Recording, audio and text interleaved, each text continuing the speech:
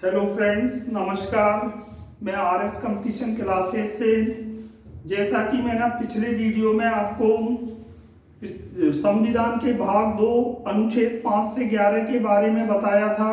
साथ में ये बताया था कि अनुच्छेद 11 के द्वारा भारतीय संसद नागरिकता पर कोई भी अधिनियम बना सकती है, कानून बना सकती है।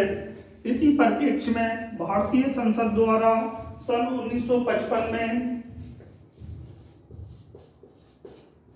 भारतीय नागरिकता अधिनियम पारित किया गया।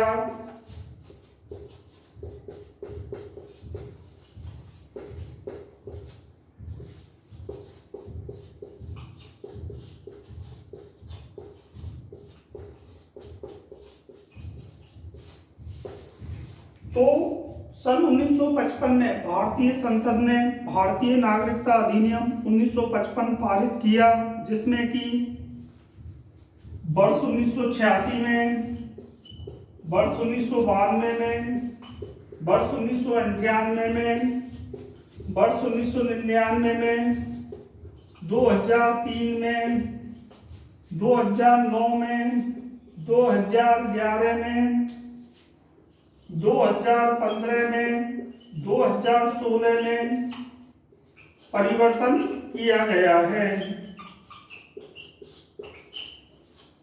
तो जो अधिनियम भारतीय संसद द्वारा सन 1955 में बनाया गया, उसमें 1986, 1992, 1998, 1999, 2003, 2009, 2011, 2015, 2016 में परिवर्तन किया गया। इस अधिनियम के द्वारा 5 प्रकार से भारतीय नागरिकता अर्जित की जा सकती है। तो इस अधिनियम के द्वारा 5 प्रकार से, कितनी प्रकार से? 5 प्रकार से भारतीय नागरिकता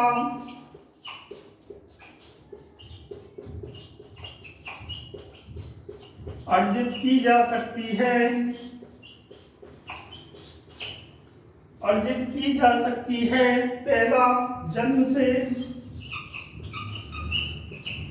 दूसरा, वंश से। पहला जन्म से, दूसरा वंश से, तीसरा पंजीकरण द्वारा,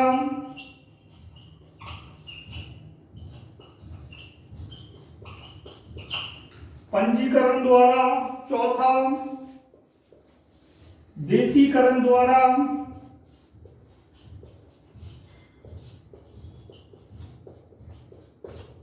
अब हम यहाँ पर बात करते हैं देशीकरण कहते किसे हैं। किसी स्थान पर लंबे समय तक निवास करना देशीकरण कहलाता है। किसी एक स्थान पर लंबी अवधि तक निवास करना देशीकरण कहलाता है। तो देशीकरण द्वारा, पांचवा अर्जित क्षेत्रों द्वारा।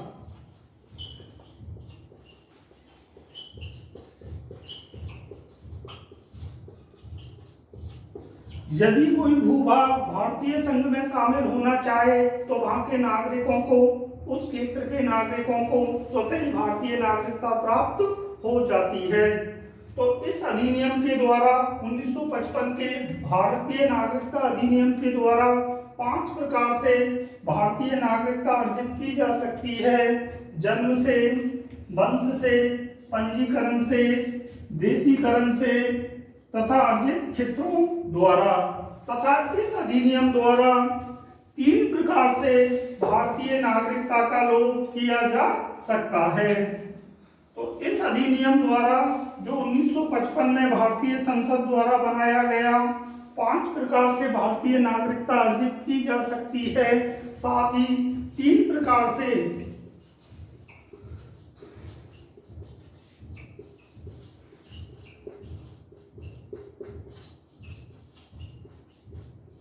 नागरिकता का लोप हो सकता है। पहला, परित्याग द्वारा।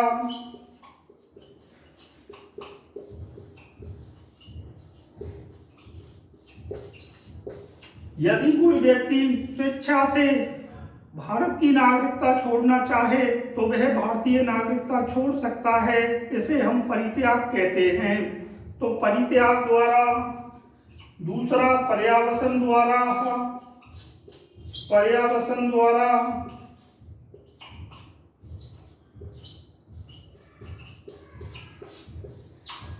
तीसरा भारतीय संविधान का अपमान करने पर,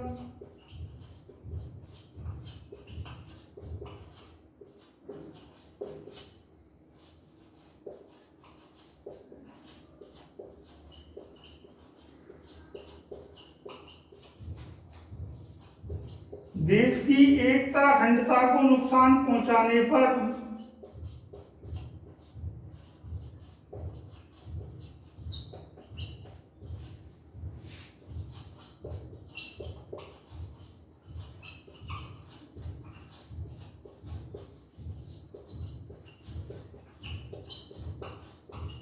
तथा 7 वर्ष तक लगातार भारत से बाहर रहने पर, कितने वर्ष तक? 7 वर्ष तक बिगर बताए लगातार भारत से बाहर रहने पर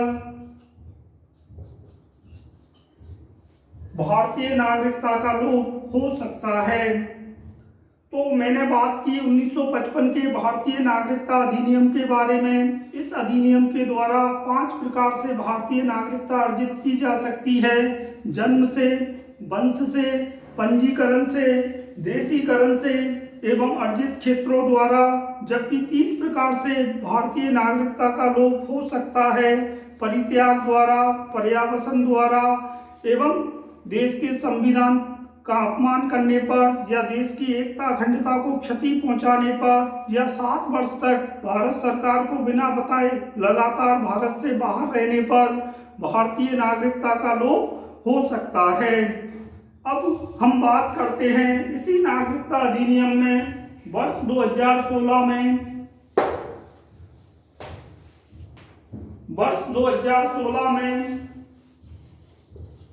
भारतीय संसद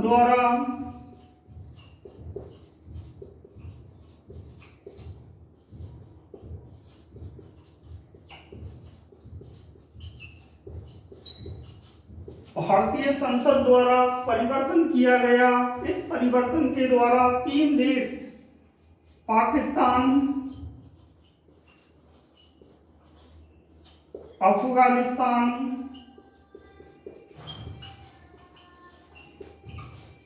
और बांग्लादेश, इन 3 देशों के 6 धर्मों के लोग, 6 धर्म कौन कौन से? हिंदू,